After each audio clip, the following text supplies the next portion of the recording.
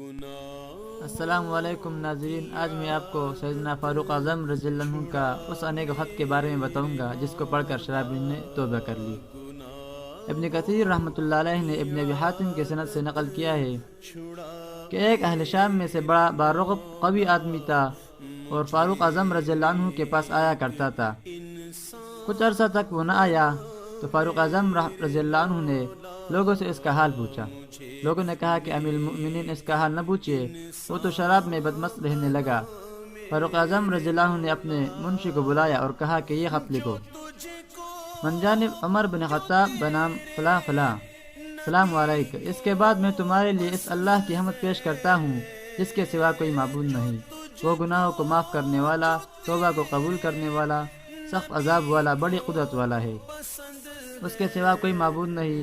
اسی کی طرف لوٹ کر جانا ہے۔ پھر حاضرین مجلس سے کہا کہ سب مل کر اس کے لیے دعا کرو کہ اللہ تعالیٰ اس کے قلب کو پھیر دے اور اس کی توبہ قبول فرمائے۔ فاروق اعظم رضی اللہ عنہ نے جس قاصد کے یہ خط بھیجا تھا اس کو ہدایت کر دی تھی کہ یہ خط اس کو اس وقت تک نہ دے جب تک کہ وہ نشے سے ہوش میں نہ آئے اور کسی دوسرے کے حوالے نہ کرے۔ جب اس کے پاس فاروق اعظم رضی اللہ عنہ کا یہ خط پہنچا اور اس نے پڑھا تو بار بار ان کلمات کو پڑھتا اور غور کرتا رہا کہ اس میں مجھے سزا سے ڈرایا بھی گیا ہے اور معاف کرنے کا وعدہ بھی کیا گیا ہے۔ پھر رونے لگا اور شراب خوری سے باز آ گیا تو ایسی توبہ کی کہ پھر اس کے پاس نہ گیا۔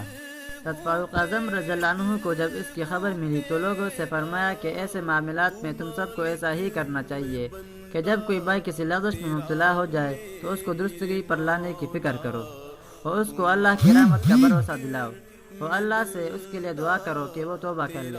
اور تم اس کے مقابلہ پر شیطان کی مددگار نہ بنو، یعنی اس کو برا بلا کہہ کر یا غصہ دلا کر اور دین سے دور کر دو گے تو یہ شیطان کی مدد ہوگی۔